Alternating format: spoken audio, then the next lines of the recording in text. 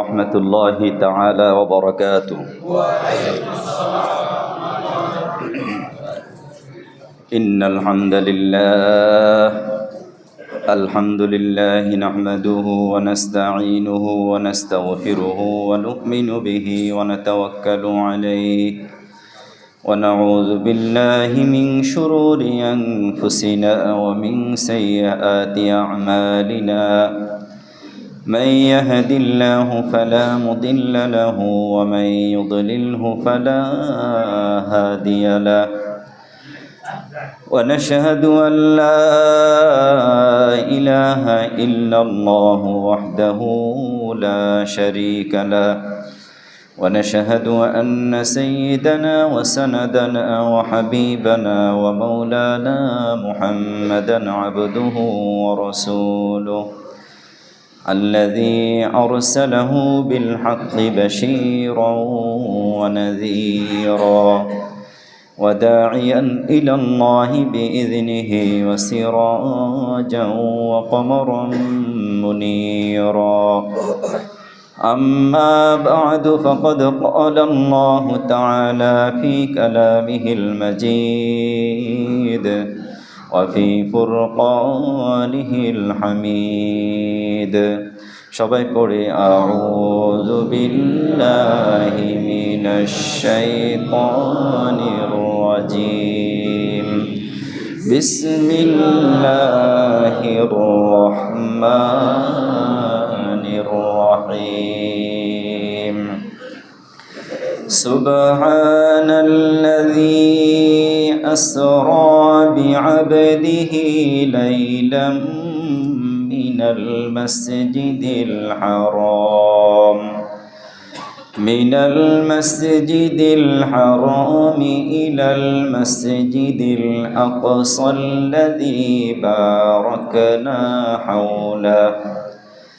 الذي باركنا حوله لنريه من آياتنا إنه هو السميع البصير.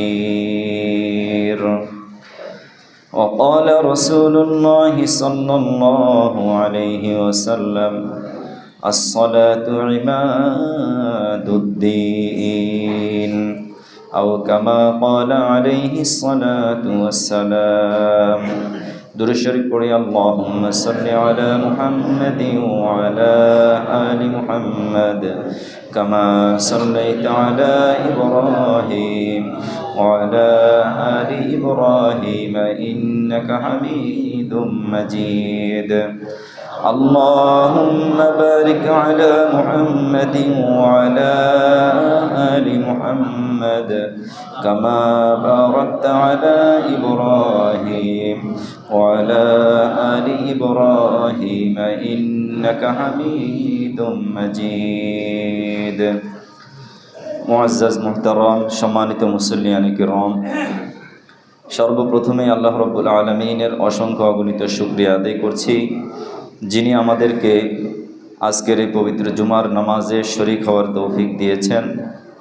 পবিত্র রজবের এই চাঁদে পবিত্র মাহে রমাদানকে সামনে নিয়ে আল্লাহ তাআলা যেন আমাদের সবাইকে আজকের এই জুমার দিনের ইবাদত বন্দেগী এবং মসজিদে আশাকে কবুল আর মঞ্জুর করে নেন বলে আমিন।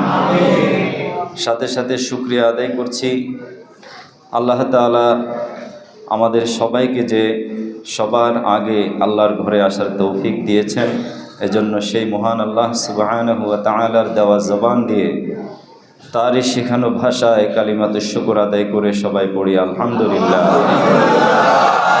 সবাই পড়ি রব্বানা লাকাল হামদ হামদান কাসীরান তাইয়িবান মুবারাকান ফীহি ইয়া রাব্বি লাকাল হামদু কামা ইয়ানবাগী লিজালালি ওয়াজহিকা ওয়া আযীমি সুলতানিক। সর্ব অবস্থায় সকল প্রশংসার মালিককে, আমরা কার প্রশংসা দিয়ে শুরু করলাম? সাথে সাথে সবাই একবার আমাদের প্রিয় নবীর তরে পড়ে নি সাল্লাল্লাহু আলাইহি ওয়াসাল্লাম।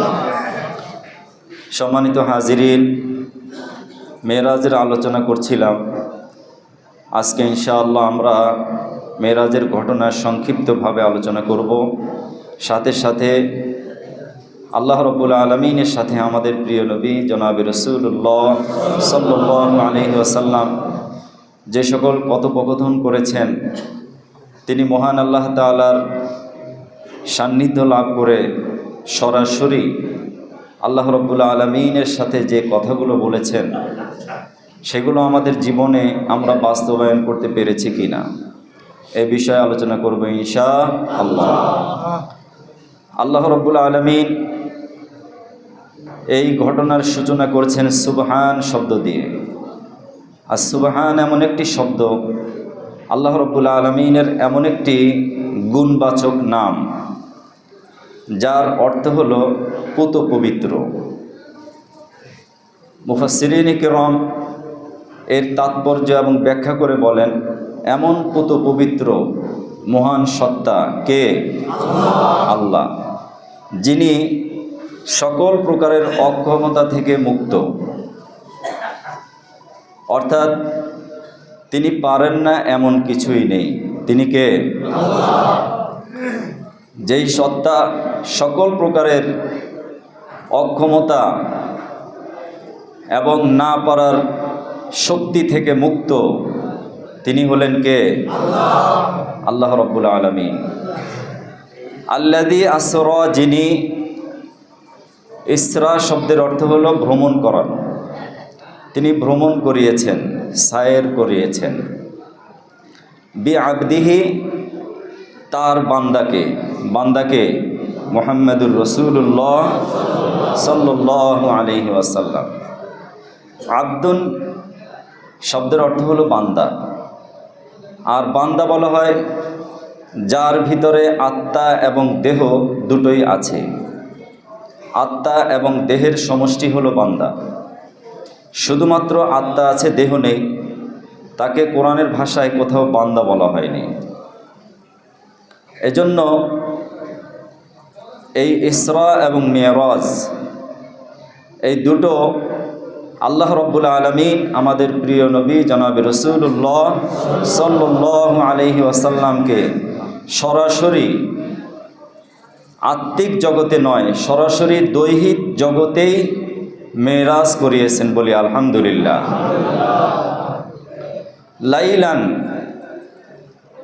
লাইলান শব্দের অর্থ হলো রাতের একটি অংশ। আরবি ভাষী যারা আছেন বা আরবি ভাষা যারা বোঝেন, লাইলান শব্দটা নাকেরা, আর নাকেরা অসম্পূর্ণতা বোঝায়, পূর্ণ রাত নয়। রাতের একটি অংশে আমাদের প্রিয় নবী জনাবে রাসূলুল্লাহ সাল্লাল্লাহু আলাইহি ওয়াসাল্লামকে ভ্রমণ করালেন। কোথায়? আল্লাহ রাব্বুল আলামিনের একান্তে কাছে, সিদরাতুল মুনতাহা এবং তার উপরে, অর্থাৎ মহান আল্লাহ তাআলার একেবারে কাছাকাছি। জোরে কোন সুবহানাল্লাহ। কোথা থেকে? মিনাল মসজিদিল হারাম, মসজিদে হারাম থেকে তার এই ভ্রমণ শুরু হয়েছে। তিনি মহান আল্লাহ রাব্বুল আলামিনের রয়্যাল গেস্ট হিসাবে, বিশেষ মেহমান হিসাবে নিমন্ত্রিত এবং আমন্ত্রিত। জোরে কোন সুবহানাল্লাহ। পৃথিবীতে যার মূল্য যত বেশি, তাকে যদি মেহমান হিসাবে কোথাও নিমন্ত্রণ জানানো হয়, তাহলে যিনি মেজবান থাকেন তিনি তার বাড়িটাকে মেহমানের জন্য সুন্দর করে সাজিয়ে গুছিয়ে রাখেন। ঠিক কিনা বলেন? মেহমান যত বেশি মূল্যবান হবে, মেহমানের কদর মর্যাদাও তত বেশি হবে। ঠিক কিনা বলেন? আর এক্ষেত্রে মেহমান হলেন বিশ্বনবী রহমাতুল লিল আলামিন, ইমামুল আম্বিয়া ওয়াল মুরসালিন, খাতামুন নবিয়্যিন, শফিউল মুজনবিন, মুহাম্মাদুর রাসূলুল্লাহ সাল্লাল্লাহু আলাইহি ওয়াসাল্লাম, যিনি অবস্থানগত দিক থেকে আল্লাহর পরেই যার অবস্থান, ঠিক কিনা বলে? তাকে আল্লাহ রাব্বুল আলামিন চিফ গেস্ট হিসাবে, তাকে অতিথি হিসাবে নিমন্ত্রণ জানিয়েছেন। এবং এই নিমন্ত্রণ জানাতে আল্লাহ রাব্বুল আলামিন তার কাছে রাষ্ট্রদূত হিসাবে যাকে দায়িত্ব দিয়েছেন, যিনি হযরত আদম আলাইহিস সালাতু ওয়াস সালাম থেকে শুরু করে সমস্ত নবী রাসূলদের কাছে আল্লাহর পক্ষ থেকে দূত হিসাবে দায়িত্ব পালন করেছেন, তিনি কে?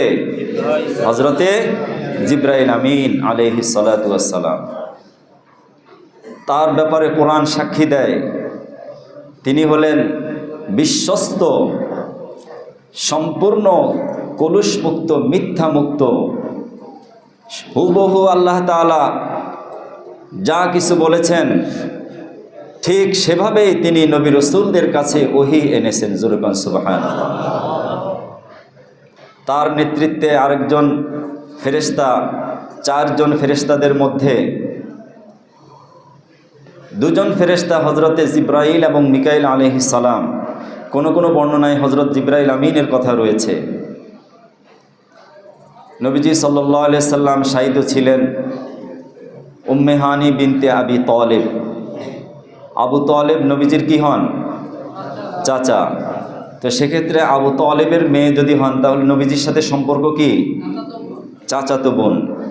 এই চাচাতো বোনের ঘরে তিনি শায়িত ছিলেন।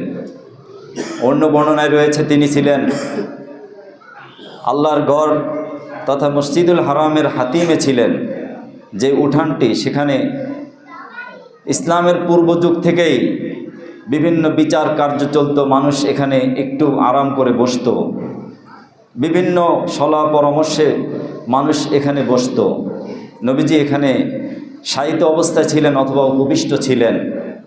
এমত অবস্থায় হযরত জিবরাইল আমিন আল্লাহর পক্ষ থেকে অবতীর্ণ হয়ে নবীজি সাল্লাল্লাহু আলাইহি সাল্লামকে বললেন যে ইন্নাল্লাহা ইয়াকরাউকা সালাম আল্লাহু ইয়াশতাকু ইলাইকা। জোরে বলেন সুবহানাল্লাহ। আল্লাহ রাব্বুল আলামিন আপনাকে সালাম জানিয়েছেন এবং আমার মাধ্যমে আপনাকে তার বাড়িতে নিমন্ত্রণ জানিয়েছেন। জোরে বলেন সুবহানাল্লাহ। আমন্ত্রিত এবং নিমন্ত্রিত মেহমান হিসেবে হযরত জিবরাইল আমিন বিশ্বনবী জনাবে রাসূলুল্লাহ সাল্লাল্লাহু আলাইহি ওয়াসাল্লামকে আল্লাহর নিমন্ত্রণ পত্রটা দিয়ে দিলেন। আল্লাহ পাকের নিমন্ত্রণ পত্রে দিলেন এবং সাথে সাথে এটা তো শুধুমাত্র জাগতিক সফর নয়, এটা আকাশের সফর, অর্থাৎ ঊর্ধ্ব জগতের সফর, মেরাজ। সেক্ষেত্রে তাকে ঊর্ধ্ব জগৎ সফর করার উপযোগী করতে হবে, তাকে তার শক্তি এবং কুদরত আল্লাহ রাব্বুল আলামিনের পক্ষ থেকে দিতে হবে। এজন্য হযরত জিবরাইল আমিন তিনি নবীজি সাল্লাল্লাহু আলাইহি সাল্লামকে নিয়ে দিলেন জমজম কুয়ার পাশে নিয়ে নবীজি সাল্লাল্লাহু আলাইহি সাল্লামের বুক এখান থেকে, গলা থেকে পুরা বুকটা ফেড়ে ফেললেন এবং তার হাড়টাকে খুলে নিলেন, জমজমের পানি দিয়ে হাড় ভালো করে ধুয়ে নিলেন। বর্তমান বিজ্ঞান যে ওপেন হার্ট সার্জারি করছে, আমাদের প্রিয় নবী জনাবে রাসূলুল্লাহ সাল্লাল্লাহু আলাইহি ওয়াসাল্লামের এই ওপেন হার্ট সার্জারি হলো তার ভিতর থেকে, অর্থাৎ তার হার্ট থেকে ঊর্ধ্ব জগৎ ভ্রমণ করার যে শক্তি, অক্ষমতা, এটা দূর করে দিয়ে তার ভিতরে শক্তি দিয়ে দিলেন কে? আল্লাহ। এবং রুহানি জগৎ আল্লাহ রাব্বুল আলামিনের আরশে আজিমের মতো পাওয়ার আল্লাহ রাব্বুল আলামিন তাকে দিয়ে দিলেন। সুবহানাল্লাহ। এজন্য দুনিয়ার কোনো বিজ্ঞান, দুনিয়ার কোনো দর্শন, দুনিয়ার মানুষের অসম্পূর্ণ চিন্তা এটা হয়তো ধরবে না। এজন্য আল্লাহ রাব্বুল আলামিন শুরুতেই বলে দিচ্ছেন, আমি ওই আল্লাহ যিনি সুবহান, যিনি সকল অক্ষমতা থেকে মুক্ত, সকল প্রকারের দুর্বলতা থেকে, সকল প্রকারের না পারা শক্তি আমার ভিতরে নাই, আমি পারি না এমন কোনো কিছুই নাই। আমার হাবিবকে আমি হাতিমে কাবা থেকে শুরু করে দুনিয়ার সফর করালাম। বুরাক নামক একটি রকেটে করে তিনি মসজিদুল হারাম থেকে মসজিদ আকসায় গেলেন। হজরতে জিবরাইল আমিনের ঘোষণা, নবীজি সাল্লাল্লাহু আলাইহি সাল্লামকে তিনি সাথে নিয়ে আল্লাহর নিমন্ত্রণকৃত, আল্লাহর আমন্ত্রিত মেহমান হিসাবে তার সাথে সাথে রওনা দিলেন। মসজিদ আকসা পর্যন্ত যিনি গেলেন, হাদিসের বর্ণনা অনুযায়ী মসজিদুল আকসায় যখন তিনি অবস্থান করলেন, তার বোরাক নামক বাহনটি মসজিদুল আকসার ওই খুঁটির সাথে, আকসার দরজার সাথে তিনি বেঁধে রাখলেন। একটি হাদিসের মধ্যে বর্ণিত আছে, যখন আবু সুফিয়ান ইবনে হারব, সম্রাট হিরক্লিয়াস, যার কাছে আল্লাহর রসুল ইসলামের দাওয়াত পাঠিয়ে চিঠি পাঠালেন, সম্রাট হিরক্লিয়াস তিনি যাচাই বাছাই করার জন্য মক্কার বিখ্যাত কুরাইশ নেতা আবু সুফিয়ানকে তার দরবারে ডেকে পাঠালেন। আবু সুফিয়ান তিনি মক্কার কুরাইশ নেতা ছিলেন এবং অত্যন্ত বিচক্ষণ নেতা ছিলেন। তাকে ডেকে পাঠিয়ে বললেন, হিরক্লিয়াস বললেন যে তোমাদের ভিতরে এমন একজন লোক আছে যে কিনা আমার কাছে ইসলামের দাওয়াত পাঠিয়েছে, সেই লোকটা কেমন? তখন সম্রাট হিরক্লিয়াসের কাছে আবু সুফিয়ান ইবনে হারব নবীজি সাল্লাল্লাহু আলাইহি সাল্লাম সম্পর্কে কোনো মিথ্যা তথ্য সে দিতে সাহস করে নাই। কারণ সে জানে আমি একজন নেতা, আমি একজন লিডার, আমার কথা দলিল হয়ে থাকবে। আমি যদি মিথ্যা কথা বলি, আমার যারা সহযোগী আছে, আমার যারা কর্মী আছে, তারা পরবর্তীতে আমাকে বিশ্বাস করবে না। আর নবীজির শানে মিথ্যা বলার সাহস সে পায় নাই। জোরে কোন সুবহানাল্লাহ। সে এতটুকুই বলেছে যে শুনেছি সে নাকি দুনিয়াতে থেকে হঠাৎ করে আরশে আজিমে গেছে, আল্লাহ রব্বুল আলামিনের সাথে সাক্ষাৎ করে আসছে, এবং পুরো রাত নয়, রাতের শেষ হবার আগে, সুবহে সাদিকের আগে সে আমাদের মাঝে ফিরে আসছে। এই বিষয়টা আমাদের বুঝে আসে না। যখন আবু সুফিয়ান ইবনে হারব সম্রাট হিরক্লিয়াসের কাছে ঘটনাটি বর্ণনা দিচ্ছে, ঠিক এই মুহূর্তে সম্রাটের কাছে ছিল তার একান্ত সহযোগী, একান্ত সচিব, তাওরাত কিতাবে পারদর্শী একজন পণ্ডিত। সে বলল যে আমার মনে পড়ে যে রাতের বেলায় আমি বের হয়েছিলাম এবং বের হতে গিয়ে আমি দেখেছি যে রাস্তা দিয়ে একটা বাহন যাচ্ছে এবং আমি তার প্রত্যক্ষ সাক্ষী। জোরে কোন সুবহানাল্লাহ। এবং সে বলল আমি তাওরাত কিতাবে পেয়েছি যে আখির জামানার নবী, বিশ্বনবী মুহাম্মদুর রাসূলুল্লাহ সাল্লাল্লাহু আলাইহি সাল্লামকে আল্লাহ রাব্বুল আলামিন নিমন্ত্রণ করে আরশে আজিমে নেবেন এবং তার সাথে কোনো পর্দা ছাড়াই সরাসরি কথা বলবেন। সুবহানাল্লাহ। মসজিদুল আকসায় অবস্থান করলেন। আল্লাহ রাব্বুল আলামিন পৃথিবীতে যত নবী রাসূল পাঠিয়েছেন সমস্ত নবী রাসূলদেরকে একত্রিত করলেন, নবীজির মর্যাদা দিলেন, তাকে ইমাম বানালেন, ইমামুল আম্বিয়া ওয়াল মুরসালিন, সম্মানে তাকে ভূষিত করে দিলেন। সমস্ত নবীদের ইমাম হিসাবে তিনি দায়িত্ব পালন করলেন। সমস্ত নবীগণের সামনে তিনি ভাষণ দিলেন। বিস্তারিত বর্ণনা বলবো না, শুধু এতটুকুই বলবো যে সমস্ত নবীগণ স্বীকৃতি দিয়ে দিলেন, তারা সার্টিফিকেট দিলেন যে আমাদের মধ্যে আমাদেরকে যত নবী রাসূল আল্লাহ রাব্বুল আলামিন পাঠিয়েছেন, আমাদের সবার ইমাম হলেন ইমামুন নবীন মুহাম্মদুর রাসূলুল্লাহ সাল্লাল্লাহু আলাইহি ওয়াসাল্লাম। দুনিয়ার মসজিদুল হারাম এবং মসজিদুল আকসার সফর শেষ, এবার ঊর্ধ্ব জগতে গমন শুরু। আল্লাহ রাব্বুল আলামিন আগে থেকেই তাকে প্রস্তুত করে দিয়েছেন। হযরত জিবরাইল আমিন তাকে সাথে নিয়ে ঊর্ধ্বগমন শুরু করলেন। আল্লাহ রাব্বুল আলামিনের তৈরি 7টি আকাশকে তিনি সাজালেন। আকাশের প্রত্যেকটা প্রধান ফটকে নবী রাসূলদেরকে দাঁড় করালেন। তারা নবীজি সাল্লাল্লাহু আলাইহি সাল্লামকে সাদর সম্ভাষণ জানিয়ে তাকে রিসিভ করে নিলেন। সুবহানাল্লাহি ওয়া বিহামদিহি। দুনিয়ার কোনো ফেরেশতা দিয়ে নাই, আল্লাহর তৈরি কোনো ফেরেশতা দিয়ে আল্লাহর নবীকে রিসিভ করা হয়নি। আল্লাহ রব্বুল আলামিন সপ্ত আকাশ পর্যন্ত, প্রত্যেক আকাশের মধ্যে এক একজন নবী, কোনো আকাশে দুইজন নবী, কোনো আকাশে নবীদের সাথে অন্য অন্য ব্যক্তিদেরকেও তিনি দাঁড় করালেন। প্রত্যেকটা আকাশের প্রধান ফটকে নবী রাসূলগণ দাঁড়িয়ে দাঁড়িয়ে তাকে সালাম জানিয়েলেন এবং সম্ভাষণ দিলেন। সুবহানাল্লাহ। হযরত জিবরাইল আমিন আল্লাহর নবীকে সাথে নিয়ে নবীদের সাথে পরিচয় করায় দিলেন। সমস্ত নবী রাসূলগণ নবীজি সাল্লাল্লাহু আলাইহি সাল্লামকে সালাম জানালেন। প্রথম আকাশে হযরত আদম আলাইহিস সালামের সাথে সাক্ষাৎ হলো। দ্বিতীয় আসমানে হযরত ঈসা এবং হযরত ইয়াহইয়া আলাইহিস সালামের সাথে সাক্ষাৎ করলেন। তৃতীয় আসমানে হযরত ইউসুফ আলাইহিস সালাম। চতুর্থ আসমানে হযরত ইদ্রিস আলাইহিস সালাম। পঞ্চম আসমানে হযরত ইউসুফ আলাইহিস সালাম। ষষ্ঠ আসমানে হযরত মুসা আলাইহিস সালাম এবং সপ্তম আসমানে দেখা হলো মুসলিম জাতির পিতা হযরত ইব্রাহিম আলাইহিস সালামের সাথে আল্লাহর নবীর সাথে পরিচয় করায় দিলেন হযরত জিবরাইল আমিন। জোরে বল সুবহানাল্লাহ। এই জায়গাটার নাম হলো সিদরাতুল মুনতাহা।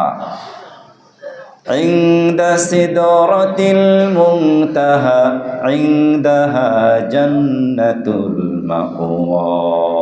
এই সিদরাতুল মুনতাহা হলো জান্নাতুল মাওয়ার পাশে। সিদরাতুল মানে হলো বড়ই গাছ, আর মুনতাহা মানে শেষ সীমান্ত।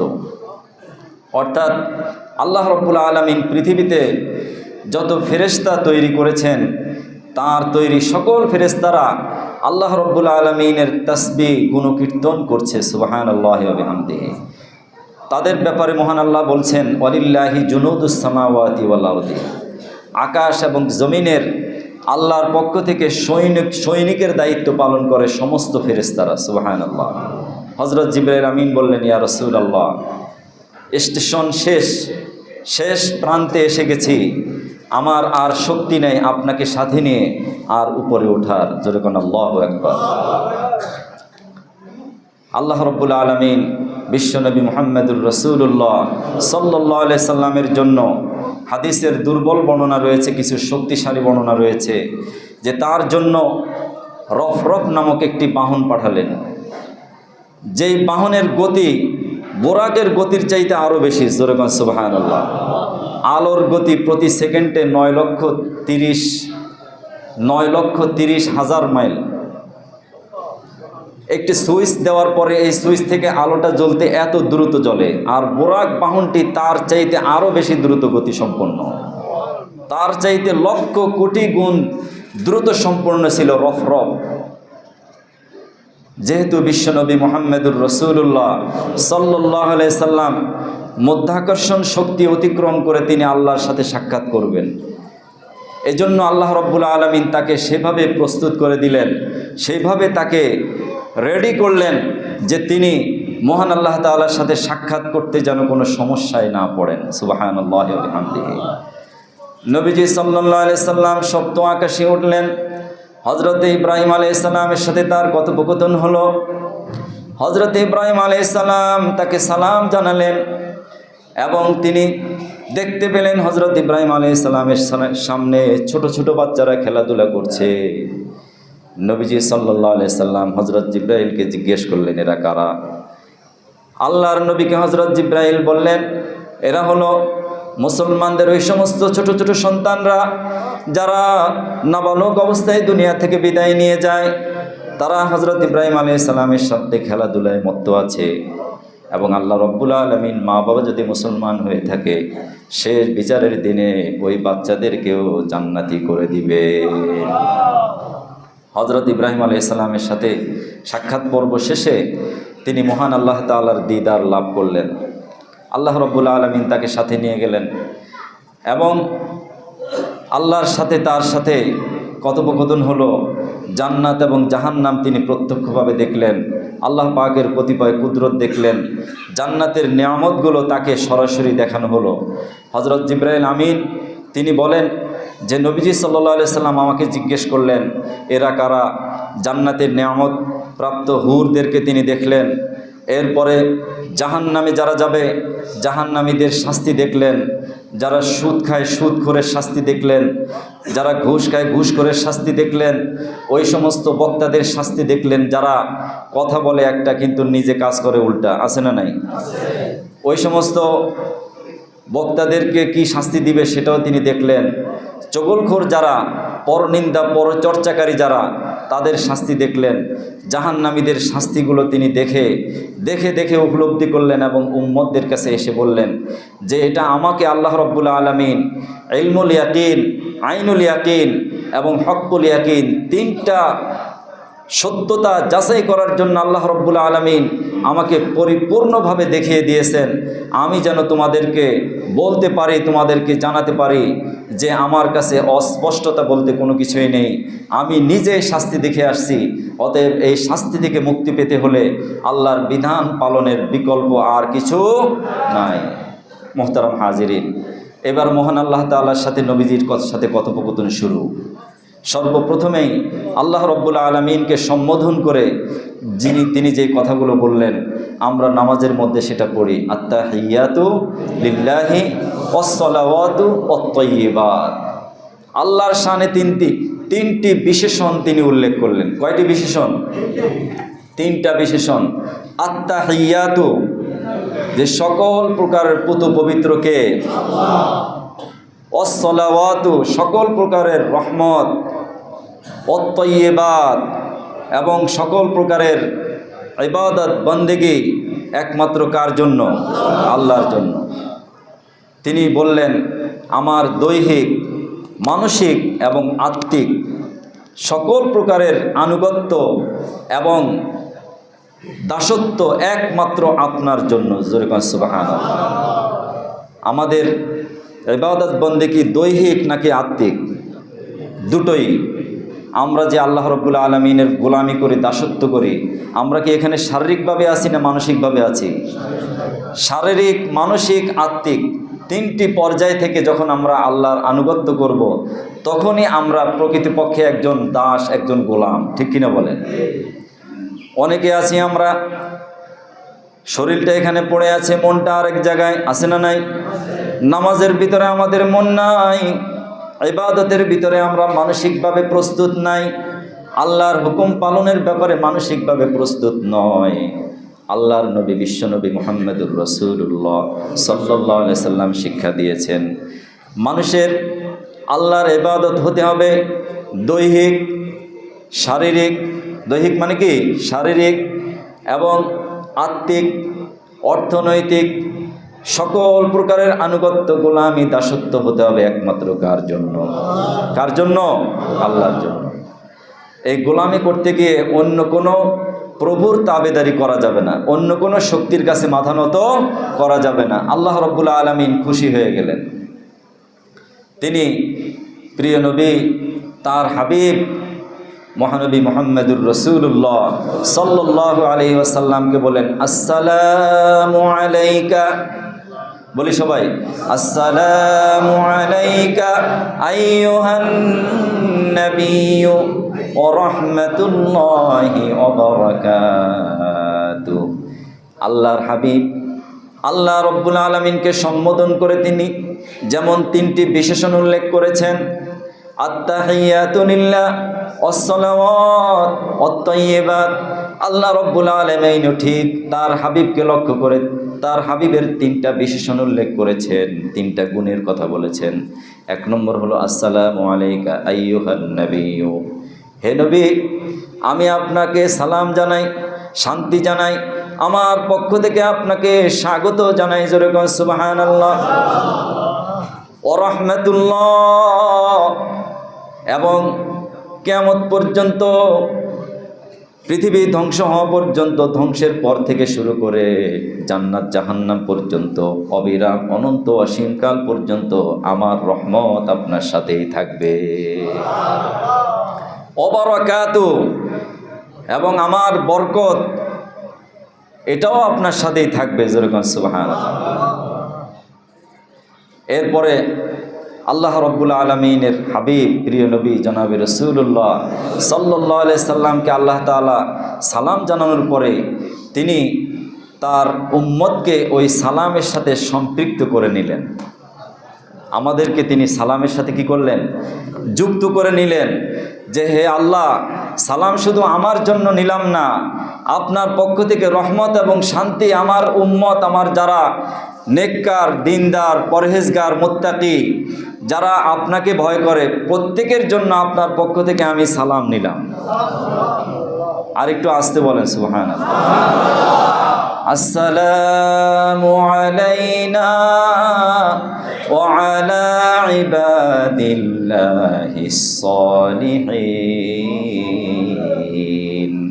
ইবাদিল্লাহিস সালিহিন, সলিহীন বান্দাদের পক্ষ থেকে আমি আপনার এই সালামটা নিয়ে নিলাম। আমি আমার সালাম, আপনার সালাম সবাইকে জানিয়ে দেবো। সুবহানাল্লাহ। ফেরেশতারা আল্লাহর সাথে এবং বিশ্বনবী মুহাম্মদুর রাসূলুল্লাহ সাল্লাল্লাহু আলাইহি সাল্লামের সাথে এই কথোপকথন তারা দেখছিলেন, তারা অবলোকন করছিলেন। তারা সমস্বরে সবাই তখন আল্লাহর স্বীকৃতি দিলেন, রিসালাতের স্বীকৃতি বললেন, আশহাদু আল্লা ইলাহা ইল্লাল্লাহু ওয়া আশহাদু আন্না মুহাম্মাদান আবদুহু ওয়া রাসূলুহু। সবাই পড়ি, আশহাদু আল্লা ইলাহা ইল্লাল্লাহু ওয়া আশহাদু আন্না মুহাম্মাদান আবদুহু ওয়া রাসূলুহু। এই কালিমায় শাহাদাতের সাক্ষ্য দিলেন ফেরেশতারা, যে আমরা সাক্ষ্য দিচ্ছি আল্লাহ ছাড়া কোনো ইলাহ নাই, আল্লাহ ছাড়া কোনো বিধানদাতা নাই, আল্লাহ ছাড়া কোনো রিজিকদাতা নাই, আল্লাহ ছাড়া কোনো শক্তিদাতা নাই, আল্লাহ ছাড়া দুনিয়ার জীবনে সম্মানদাতা আর কেউ নাই। আছে? কেউ নাই। কেউ সম্মান দিতে পারবে না, কেউ ইজ্জত দিতে পারবে না, কেউ রিজিকও দিতে পারবে না। সব কিছু নিয়ন্ত্রণ করেন আল্লাহ রাব্বুল আলামিন। এজন্য মুহতারাম হাজিরিন, নবীজি সাল্লাল্লাহু আলাইহি সাল্লাম আমাদের জন্য পরে উপহার নিয়ে আসছেন 5 ওয়াক্ত সালাত, সূরা বাকারার শেষ 2 আয়াত এবং শিরিক মুক্ত ইবাদতের প্রতিশ্রুতি। সূরা বাকারার শেষ 2 আয়াত মেরাজের রাতেই নাজিল হয়েছে। এরপরে শিরিক মুক্ত ইবাদত যে করবে তার ব্যাপারে প্রতিশ্রুতি দেওয়া হয়েছে, তার ব্যাপারে অঙ্গীকার করা হয়েছে। আল্লাহ রাব্বুল আলামিন তাকে তার নিকটবর্তী বান্দাদের মধ্যে শামিল করে নেবেন, তাকে জান্নাতি বানিয়ে দিবেন। জোরে কোন সুবহানাল্লাহ। এরপরে 5 ওয়াক্ত সালাত। এছাড়া নবীজি মেরাজ থেকে আসার পরে আল্লাহ রাব্বুল আলামিন কুরআনুল কারীমের সূরা বানী ইসরাঈলের কয়েকটি আয়াত নাজিল করে পরবর্তীতে তিনি মক্কা থেকে মদিনায় আসবেন, মদিনাকে ইসলামী প্রজাতন্ত্র ঘোষণা করবেন। ইসলামী রাষ্ট্রের মূল নীতি কী হবে, শান্তি প্রতিষ্ঠার 14টি দফা, 14টি মূল নীতি আল্লাহ রাব্বুল আলামিন মেরাজ পরবর্তীতে নাজিল করে দিলেন। জোরে কোন সুবহানাল্লাহ। আমরা সেগুলো ইনশাআল্লাহ পরবর্তীতে আলোচনা করব। আল্লাহ তাআলা যেন আমাদের সবাইকে মেরাজের শ্রেষ্ঠ উপহার 5 ওয়াক্ত সালাত বা জামাত আদায় করার তৌফিক দান করে দেন। সবাই বলি আমিন।